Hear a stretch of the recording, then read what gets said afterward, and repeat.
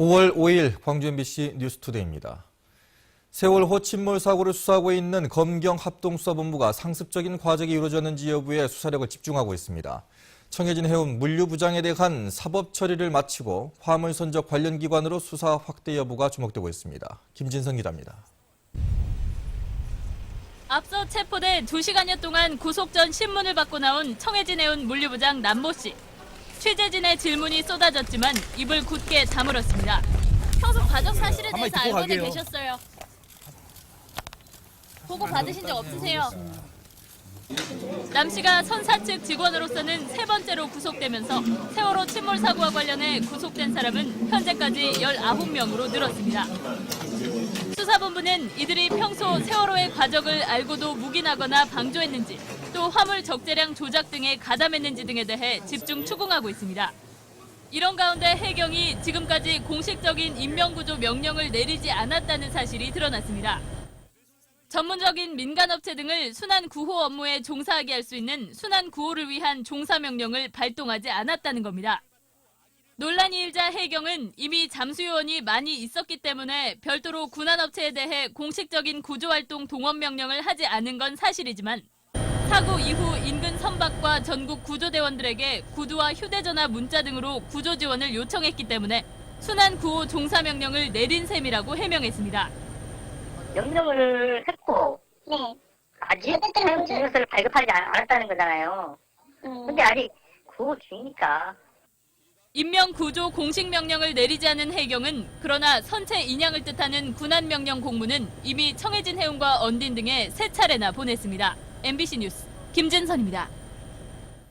세월호 침몰 관련 범정부 사고대책본부는 세월호에서 흘러나온 기름으로 피해를 본 동서거차도 어민에 대해 피해를 보상하기로 했습니다.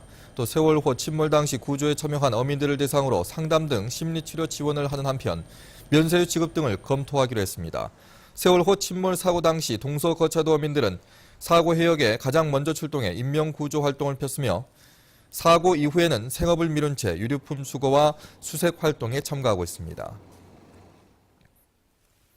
범정부 사고대책본부가 세월호 선체 인양은 현재 방식으로 수색 구조가 모두 끝나고 실종자 가족과 공감을 형성한 뒤 추진하겠다고 밝혔습니다. 대책본부는 어제 진도군청에서 열린 브리핑에서 선체 인양도 수색 구조의 한 방편으로 검토하는 것으로 선박 자체에 의미를 두고 하는 것은 아니라고 해명했습니다. 대책본부는 잠수요원들의 피로 누적을 감안해 잠수사를 추가 확보하고 있으며 검증된 민간 잠수사 13명을 신규 투입했다고 밝혔습니다. 새정치민주연합 전남지사 후보자들이 광주 먹보 여수 MBC 공동주최로 열린 생방송 토론회에 참여해서 당비 대납 의혹 등에 대한 치열한 설전을 펼쳤습니다. 세월호 참사를 둘러싼 후보자들의 입장과 논문 표절 의혹에 대해서도 열띤 자질 공방이 이어졌습니다. 이재원 기자입니다. 지영민이 직접 후보를 뽑도록 했습니다. 당국의 조사가 진행되고 있는 당비 대납 의혹은 이번 토론회에서도 단골 메뉴로 등장했습니다. 5,300만 원이라는 거액을 통장에서 일시에 빠져나간 겁니다. 이것은 명백히 한 통장에서 빠져나갔다는 것은 당비 대납입니다. 중앙당에서 진상조사위원회를 꾸려서 조사를 했습니다. 그 조사 활동의 결론은 우리 세 사람이 경선을 하라는 것입니다. 이석형 후보는 당비 대납은 명백한 불법이라며 두 후보를 모두 겨냥했습니다. 너무 이 불법을 자행하고 있는데 참 정치적, 도의적 또 책임을 지실 그런 의향은 없는지 먼저 묻고 있습니다. 주승용 후보의 논문 표절 의혹에 대해서도 후보들의 날선 신경전이 이어졌습니다. 세월호 참사에 대해서는 세 후보 모두 총체적인 재난 시스템 부재라는데 의견을 같이 했습니다. 그러면서 세 후보는 전남 지역의 재난 대응 체계를 점검하겠다고 밝혔습니다. 군 조직이 전시를 위한 조직인데 이제는 군 조직에 있어서 교육 훈련이 재난재해를 대비한 이런 어떤 교육도 3분의 1쯤은 이루어져 가지고 주승용 후보. 이 과정에서 주승용 후보가 최근 문제되고 있는 한국 선급의 후원금을 받았다는 의혹도 제기됐습니다. 그 한국 선급으로부터 주 후보께서 후원금을 받으신 것으로 나와 있네요. 그거에 대해서 해명해 주시기 바랍니다. 저는 그 당시에 2008년도 당시에는 저는 건설교통위원이었습니다. 그래서 이 해양수산부 또 이 선거협회하고는 전혀 무관한 상임위원회에서 광주와 목포 여수 MBC 공동 주최로 열린 생방송 토론회에서는 또 삶의 질 향상과 농산물 최저 가격제 도입 등에 대해서도 후보들의 열띤 토론이 이어졌습니다. MBC 뉴스 이재원입니다. 새정치민주연합이 광주 지역 5개 기초단체장 경선 후보를 확정했습니다. 새정치민주연합 광주시당은 광주 지역 기초단체장 후보에 대한 심사 결과를 토대로 5개 기초단체장 경선 후보 13명을 확정했습니다.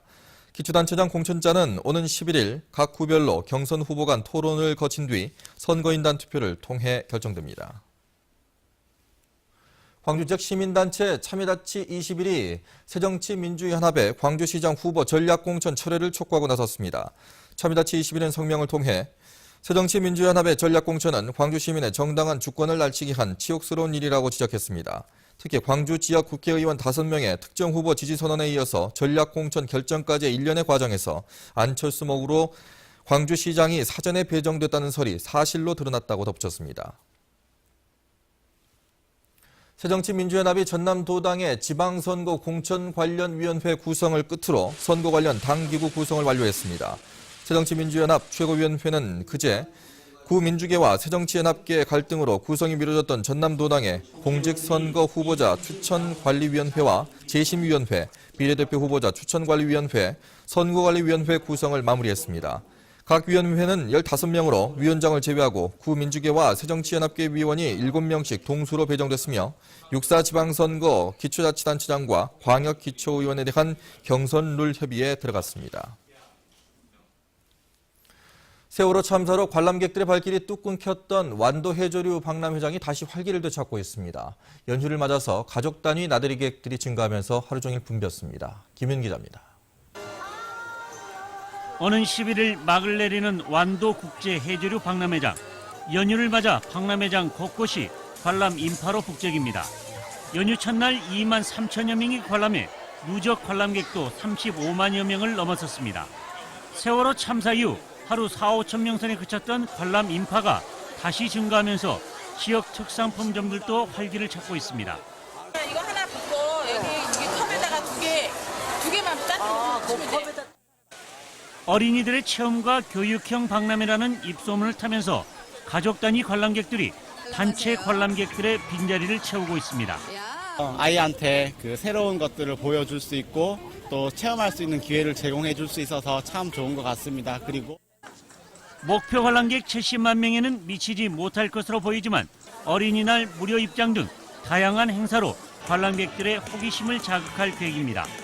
5월 연휴를 맞아서 많은 분들이 찾고 있습니다. 이번 기회에 완도에 오셔서 박람회도 관람하시고 맛있는 음식도 많이 드시면서 마음의 힐링하는 시간을 가져. 폐막 일주일을 앞두고 있는 완도 국제 해저류 박람회는 이번 연휴 기간 동안 12만여 명의 관람객들이 찾을 것으로 주최 측은 내다보고 있습니다. MBC 뉴스 김윤입니다. 국내 휘발유 가격이 6주 연속 하락세를 보이면서 휘발유를 리터당 1,700원대에 판매하는 주유소가 속속 등장하고 있습니다. 유가정보 사이트 오피넷에 따르면 광주 지역의 5월 첫째 주 휘발유 평균 가격은 리터당 1,850원으로 전국 평균보다 22원 낮게 거래되고 있습니다. 이에 따라 리터당 1,700원대 휘발유를 판매하는 주유소들도 속속 등장해 광주 지역에만 30곳이 넘는 것으로 나타났습니다. 임차인들의 전세 선호도 증가로 월세값 약세가 두드러지고 있습니다. 한국감정원이 내놓은 월세 가격 동향 조사 결과에 따르면 지난달 광주 지역 월세 가격은 전달에 비해 0.3% 하락했습니다. 그동안 광주 지역은 전국적인 월세 약세 추세에도 불구하고 상승세가 뚜렷했지만 소형주택 재고와 노후주택 선호도 감소 등으로 올 들어 처음으로 하락 전환됐습니다. 유형별로는 연립 다세대의 월세가 0.5% 하락했고 오피스텔 0.3%, 아파트와 단독주택이 각각 0.2% 떨어졌습니다. 광주와 전남 지역 공공기관의 중소기업 제품 구매 실적이 전국 평균보다 높은 것으로 나타났습니다. 광주 전남 중소기업청에 따르면 지난해 광주 전남의 13개 공공기관의 제품 구매 총액 5조 5천억 원 가운데 중소기업 제품 구매액은 90%가 넘는 5조 원인 것으로 조사됐습니다. 하지만 중소기업이 기술까지 개발한 제품의 의무 구매 비율은 6.9%에 불과해 개선이 필요한 것으로 나타났습니다. 광주와 전남 지역 저소득층 4천 가구가 새로운 주거급여 시범사업 대상자로 선정됐습니다. 국토교통부는 새로운 주거급여 제도 도입을 앞두고 광주와 전남 지역 4천 가구를 비롯해 전국에서 4만여 가구를 선정했다고 밝혔습니다. 이에 따라 광주에서는 3천 가구, 전남에서는 1천 가구의 저소득층 주민들이 매달 평균 3, 4만 원의 주거급여를 추가로 받게 됩니다. 한국토지주택공사는 시범사업을 위해 이달부터 대상 가구에 대한 임차료와 주거 상태 등을 점검하는 주택조사에 들어갈 예정입니다. 5.18 민주화운동 34주년과 동학농민혁명 120주년을 기념하는 특별전시가 광주 시립미술관에서 열리고 있습니다. 광주의 역사와 공동체 정신을 되새기는 공연과 행사들도 잇따라 열릴 예정입니다. 박수인 기자입니다. 봉건 질서와 외세의 침략에 맞서 일어선 동학농민혁명, 현대 정치 사회의 지형을 바꿔놓은 5.18 민주화운동. 86년의 간격을 두고 일어난 두 사건은 현실의 부조리가 발단이 됐다는 점과 민중이 역사의 전면에 나섰다는 두 가지 공통점이 있습니다. 그래서 두 사건을 그린 미술작품엔 불편한 현실의 모습과 그 속에서 살아가는 민중들로 가득합니다. 광주 시립미술관의 기획 전시 5월에 파랑새에 참여한 10명의 작가들도 현실을 직시하라고 관객들에게 요구합니다. 그리고 현실을 뛰어넘는 희망의 메시지를 다양한 형식과 독창적인 미학으로 전달합니다. 그 모든 게 지금도 현재 진행형이지 않나 하는 생각이 들어서 작가의 입장에서 현실을 좀 불안한 상황을 조금 극대화시켜서 그림을 표현했습니다. 이번 기획전은 다음 달 8일까지 계속되고 오는 21일에는 관객과 작가들의 만남이 예정돼 있습니다. 광주의 5월을 기념하는 공연 무대도 잇따라 마련됩니다. 임을 위한 행진곡을 비롯해 세계 각국의 민중 가요를 들려주는 5월 음악제가 빛고울 시민문화관에서 열립니다. 지난해 세계 아리랑 축전에서 뜨거운 반응을 얻었던 빛고울 아리랑은 23일부터 25일까지 광주 문예회관에서 앙콜 공연됩니다. MBC 뉴스 박수인입니다. 오는 10일 열릴 예정이었던 제4회 전국 5월 창작가요제가 7월 이후로 연기됐습니다. 사단법인 5월 음악과 광주시는 여객선 세월호 참사로 인해 전 국민이 비통해하는 애도 분위기로 휩싸여 가요제를 하반기로 연기한다고 밝혔습니다. 또 많은 곡들이 접수돼 시민들의 기대가 높았던 만큼 7월 이후에 열리는 가요제 본선을 차질 없이 준비하겠다고 덧붙였습니다. 이번 연휴 기간 동안 국립공원의 생태계를 보호하기 위한 활동이 강화됩니다. 국립공원관리공단은 이번 연휴 기간 동안 무등산 국립공원 등 주요 국립공원에 탐방객들이 몰릴 것으로 보고 야간 산행이나 야영 등의 자연훼손 행위에 대한 예방 활동을 강화하겠다고 밝혔습니다. 또 자연훼손이나 안전사고 방지를 위해 마련된 입산 시간 지정제를 준수하고 출입금지구역 산행을 자제해달라고 당부했습니다. 산나물 불법 채취 행위에 대한 단속이 실시됩니다. 산림청은 이달 말까지 산나물이나 약초, 약용나무 등에 대한 불법 채취를 막기 위해 지자체와 함께 기동단속반을 편성하고 주요 등산로와 섬 지역 등에 배치할 계획입니다. 산림 소유자의 동의 없이 임산물을 채취하면 관련법에 따라 최대 7년 이하의 징역과 2천만 원 이하의 벌금을 물 수 있습니다.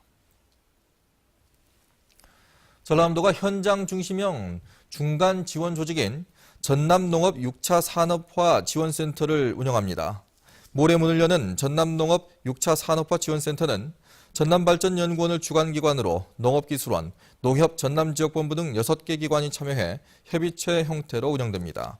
농업 6차 산업화 2차 산업인 제조와 가공, 3차 산업인 유통 판매, 문화, 체험, 관광 서비스 등을 연계해 새로운 부가가치를 창출하는 것입니다.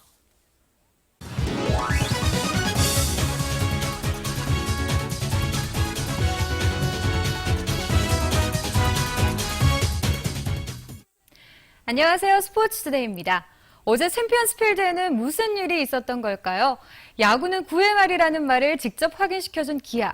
만원관 중에 챔피언스필드는 들썩였고 아무도 예상하지 못했던 역전의 드라마가 탄생했습니다. 홈런 3개를 쏘아올린 넥센과 이틀째 침묵했던 기아의 타선. 득점 기회는 번번이 날려버리고 점수는 7대2. 기아는 2연패를 눈앞에 두고 있었습니다. 승부는 결정된 듯 했고 챔피언스필드의 관중들은 하나둘씩 경기장을 빠져나갑니다. 그런데 끝난 줄 알았던 승부에 경기장을 떠난 관중들이 무릎을 치게 하는 일이 벌어집니다. 9회 말 하나 둘씩 주자들이 출루하고 필이 타석에 들어옵니다. 더 이상 말이 필요 없는 필의 동점포, 승부는 원점으로 돌아옵니다. 그런데 이 주옥 같은 필의 홈런에 박기남 선수가 있었다는 사실. 전날 경기에서 손승락 선수와 먼저 승부했던 박기남 선수가 필에게 손승락의 커터처럼 휘는 직구를 귀뜸해 줬다는데요. 전날 손승락 선수의 공을 유심히 지켜봤다는 필. 초구에서 역시나 예상했던 공이 들어오고 필은 노렸습니다. 그리고 방망이를 휘둘렀고 이 공은 좌측 담장을 넘어갑니다.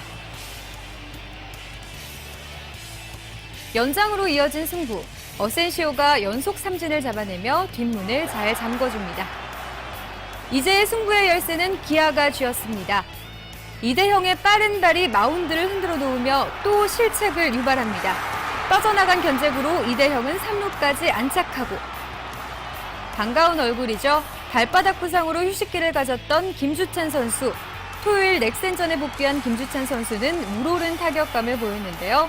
결국 끝내기 안타로 기아에 값진 승리를 안겨줍니다. 6번 중 5번의 홈런을 홈에서 쏘아올린 필. 만원 관중의 뜨거운 응원도 필에게 큰 힘이 됐다고 하는데요. 앞으로 필의 홈런을 위해서라도 많은 팬들이 직접 찾아와 응원해줘야 할 것 같네요. 오늘 광주기아 챔피언스필드에서 넥센과의 3차전 2시부터 진행됩니다. 기아의 선발은 한승혁, 넥센은 오재영입니다. 오늘은 어린이날을 맞아 1시부터 30분간 선수들의 팬사인회가 열린다고 하네요. 어린이들에게 가장 좋은 선물은 멋진 경기를 보여주는 거겠죠? 저는 오늘도 열심히 응원하겠습니다. 스포츠투데이였습니다.